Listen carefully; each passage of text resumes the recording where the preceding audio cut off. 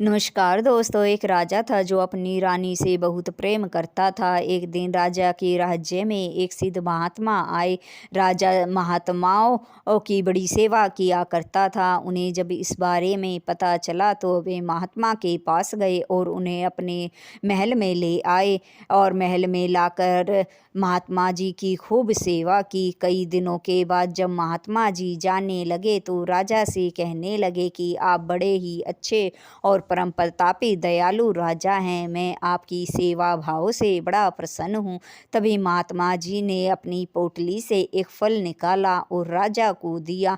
फल बड़ा ही दिव्य दिखाई दे रहा था। राजा ने पूछा, महात्मा जी ये कैसा फल है? महात्मा ने कहा कि ये अमर फल है। ये मैं तुम्हें दे रहा हूँ ताकि तुम अमर हो जाओ और अपनी प्रजा की भलाई इसी तरह से करते रहो। फल लेकर राजा बड़ा खुश था। महात्मा जी वहाँ से चले गए, लेकिन फल लेकर जब राजा रानी के पास पहुँचा तो सोचने लगा, इस फल को मैं रानी को दे देता हूँ ताकि रानी हमेशा सुंदर और जवान बनी रहे, क्योंकि राजा रानी से बहुत प्रेम करते थे। राजा ने वह फल रानी को दे दिया, लेकिन रानी ने वह फल खाया नहीं। रानी फल की सच्चाई जानकर सोचने लगी, अगर ये मैं फल अपने प्रेमी को दे दूं जो कि मंत्री था, क्योंकि रानी मंत्री से प्रेम करती थी, राजा से नहीं, तो वो हमेशा सुंदर और जवान बना रहेगा। यह सोचकर फल लेकर वह मंत्री के पास गई और फल मंत्री को दे दिया। मंत्री ने जब फल की सच्चाई जानी तो उसने भी फल नहीं खाया। फल को लेकर वेश्या के पास पहुंचा, जिसके पास वह रोज़ जाया करता था, उससे वो प्रेम करता था। उसने फल वेश्या को दिया और कहा कि अगर तुम इस फल को खाओगी तो हमेशा सुंदर और जवान बनी रहोगी, ये अमर फल है।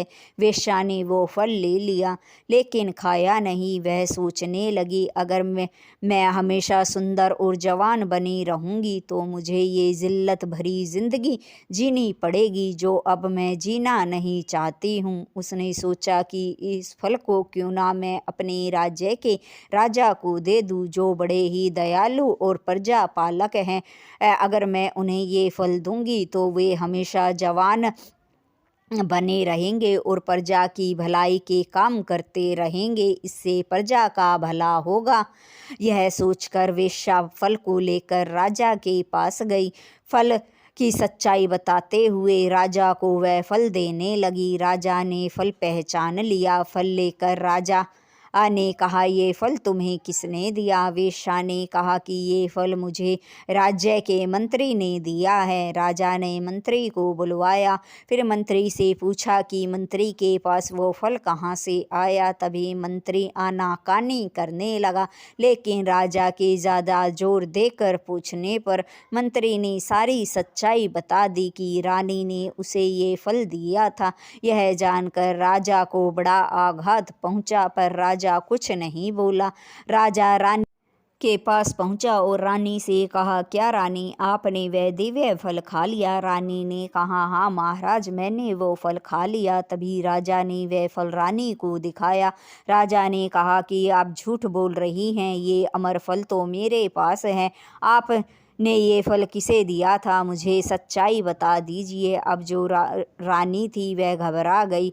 फिर उसने सारी सच्चाई राजा को बता दी कि वह मंत्री से प्रेम करती थी, इसलिए वह अमर फल उसने मंत्री को दे दिया। रानी की बात सुनकर राजा समझ गए थे कि संसार में सब मिथ्या है, सब मोह माया है, कोई अपना नहीं है, सब अपना मतलब साधने में लगे हुए हैं। अब राजा ने राजपाट त्याग दिया और सन्यासी का वेश बना लिया और वह दिव्य फल राजा ने स्वयं खा लिया और परमार्थ के लिए निकल गए। कहानी आपको अच्छी लगी हो तो लाइक, शेयर और सब्सक्राइब ज़रूर करें। धन्यवाद दोस्तों।